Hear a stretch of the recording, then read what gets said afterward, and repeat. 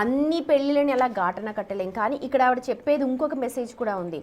Settle అయ్యాక ఎందుకంటే ఈ ప్రేమలు మీరు అన్నట్టుగా స్కూల్ ఏజ్ నుంచి కాలేజ్ నుంచి సేమ్ క్లాస్మేట్ ఎవరు సెటిల్మెంట్ అవ్వదు, ఎవరు సెటిల్ అవ్వరు ఖచ్చితంగా. ఆ ఏజ్లో ఆ సేమ్ క్లాస్ కావచ్చు, లేకపోతే same age group peer group అయితే సెటిల్మెంట్ అన్నది చాలా దూరంగా ఉంటుంది. పెద్దవాళ్ళు చూసిన పెళ్ళి అని అనుకోండి, సెటిల్మెంట్ ఉంటుంది, ఉద్యోగస్తుల్ని చూస్తూ ఉంటారు కాబట్టి. అండ్ ఇక్కడ ఈ పద్మ విషయంలో జరిగిన విషయం మీరు ఇందాక మళ్ళీ చెప్పారు, పెళ్ళి ఎంగేజ్మెంట్ అయింది, పెళ్ళి ఇంకొక 20 రోజులు ఉందనంగా వెంటపడి వేధించి మరీ తీసుకొని వెళ్ళిపోయాడు. బహుశా అది కూడా మళ్ళీ వెళ్ళి పుట్టింటి వాళ్ళతో ఇది మనం ఊహించడం మాత్రమే. నిజంగా ఏం జరిగింది అన్నది మీరంటగా మనం ఏం ఆ ఏజ్లో అట్రాక్షన్ ఉంటుంది. బేసిక్గా తల్లిదండ్రులైనా పెద్దవాళ్ళైనా చెప్పేది ఏంటంటే 16 ఏళ్ల వయసు దాటేటప్పటికి ఒక అట్రాక్షన్ ఉంటుంది. ఆపోజిట్ సెక్స్ కావచ్చు, అవతల వ్యక్తి మీద ఆ ప్రేమ అనేది పెరుగుతుంది, దానికి ప్రేమ అనేది ముసుకుంటుంది సహజంగా. దాన్ని కంట్రోల్ చేసుకోగలిగితే జీవితాలన్నీ బాగుంటాయి. మీరు చెప్పినట్టుగా ప్రేమ పెళ్ళిళ్ళన్నీ చెడిపోయాయా, ప్రేమ పెళ్ళిళ్ళు చేసుకున్న వాళ్ళందరూ ఏడుస్తున్నారు, కన్నీళ్ళు పెట్టుకుంటున్నారా, ఆత్మహత్యలు చేసుకుంటున్నారా అంటే ఎస్, మెజారిటీ పీపుల్ ఇబ్బందులు పడుతున్న వాళ్ళే ఉన్నారు. అలాగని అరేంజ్డ్ మ్యారేజ్ వాళ్ళందరూ హ్యాపీగా ఉన్నారంటే మ్యాక్సిమం పీపుల్ హ్యాపీగానే ఉన్నారు, వాళ్ళలోనూ సఫర్ అయ్యే వాళ్ళు ఉన్నారు.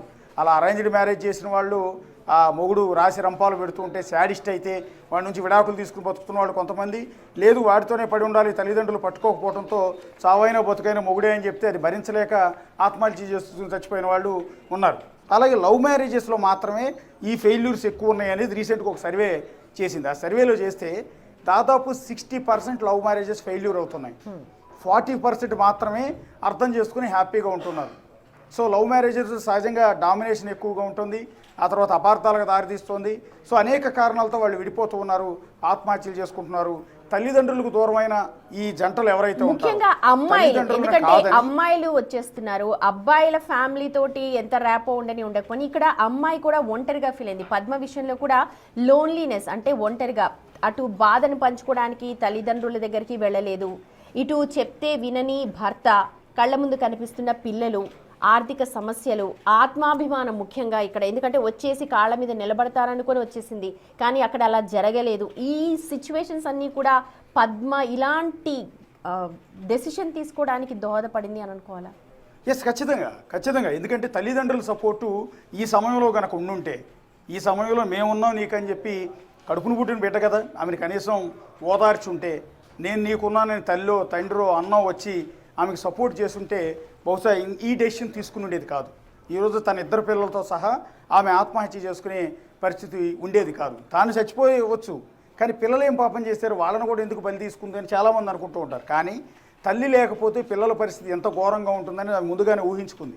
అందుకని ఈ జీవితం పిల్లలకు కూడా వద్దు అని, ఆ పిల్లల జీవితాలు కూడా రేపొద్దున ఇంకా నాలాగా ఇబ్బంది పడకూడదని వాళ్ళ జీవితాలను కూడా ఆదిలోనే అంతం చేసేసింది. ఇక్కడ తల్లిదండ్రుల సపోర్ట్ అనేది చాలా కీలకం. సరే, భర్త విధవ సన్నాసి, వాడు పని పాట లేకుండా తిరిగే పోరంబోకు అనుకుందాం. సో ఇలాంటి సిచ్యువేషన్ తల్లిదండ్రులు ఖచ్చితంగా తెలిసే ఉంటుంది. వాళ్ళు ఆరాధిస్తూ ఉంటారు, అన్నో అక్కో లేకపోతే నానో ఎవరో ఒకళ్ళు ఆరాధిస్తూ ఉంటారు వాడు పనికిమాలినోడని. అలా పనికిమాలినోడు కూతురు సఫర్ అవుతోంది, ఇంటి అద్దె కూడా కట్టుకోలేని సిచ్యువేషన్లో ఉంది అని తెలిసినప్పుడు మేమున్నాం నీకని కూతుర్ని కడుపులో పెట్టుకోగలిగితే, ప్రేమగా చూడగలిగితే, ఓదార్చగలిగితే, తమ ఇంటికి తీసుకెళ్ళగలిగితే అప్పుడు ఇలాంటి ఆత్మహత్యలు ఉండవు.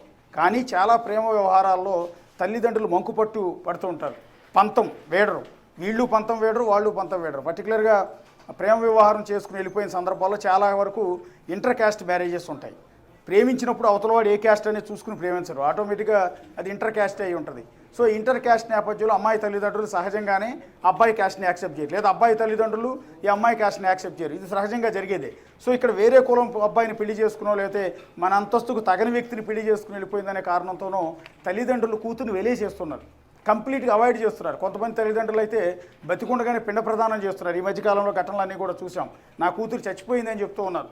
సో ఈ కారణాల వల్ల ఒక స్టేజ్ వచ్చే వరకు ఈ ప్రేమించి పెళ్లి చేసుకున్న వ్యక్తి బాగానే చూసుకుంటాడు. ఎప్పుడైతే పిల్లలు పుట్టిన తర్వాత ఈ మీద మోజు తీరిపోద్దో లేదా వేరే కారణాలతో తెలియదు కానీ ఏమిని టార్చర్ పెట్టడం మొదలు పెడతాడు.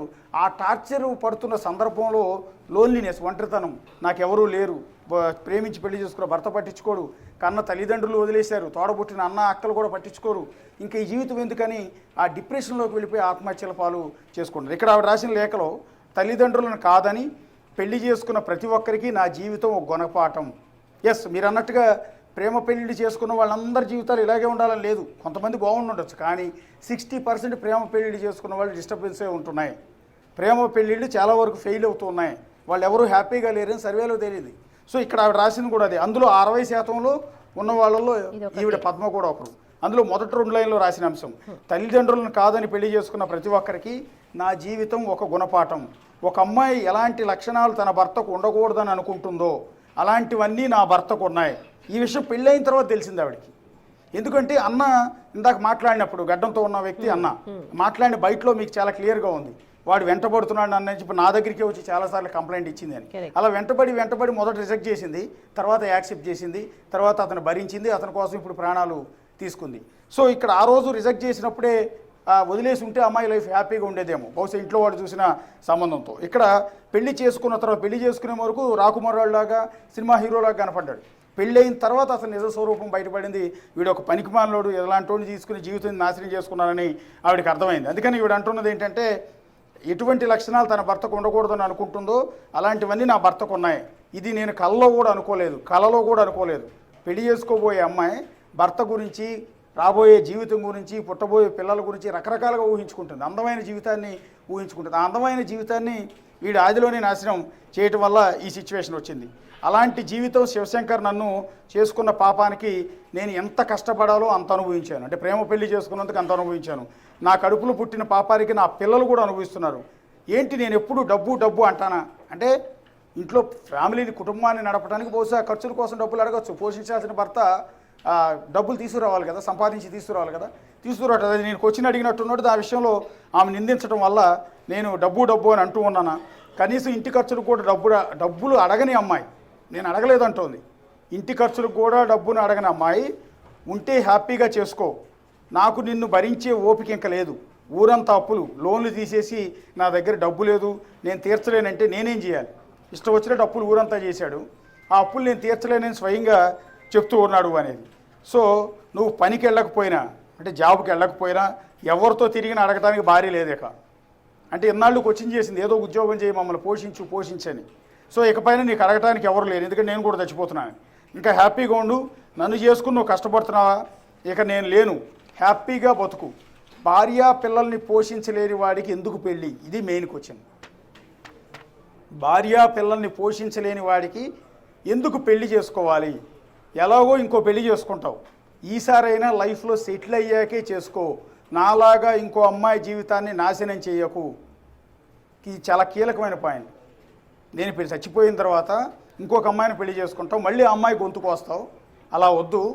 నువ్వు లైఫ్లో సెటిల్ అవ్వు, ఫైనాన్షియల్గా సెటిల్ అయ్యి పెళ్ళాన్ని పోషించుకోగలిగిన సిచ్యువేషన్ వస్తేనే ఇంకో పెళ్లి చేసుకో, నాలాగా అమ్మాయి జీవితాన్ని నాశనం చేయొద్దు అని సజెస్ట్ చేస్తుంది. ఇక అన్నిటికంటే బాధాకరమైన అంశం, బహుశా ఈ ఓట్స్ రాస్తున్నప్పుడు ఆవిడ ఎన్ని కన్నీళ్లు ఈ సూసైడ్ నోట్ మీద కార్చి ఉంటుంది అనేది మీరు ఒకసారి ఊహించుకోండి. ఇక్కడ అన్నమాట ఏంటంటే ఇంకొక జన్మలో తల్లిదండ్రులు చూసిన సంబంధం చేసుకుని పుట్టింటి వాళ్ళతో జీవితాంతం కలిసి ఉండాలని దేవుణ్ణి కోరుకుంటాను.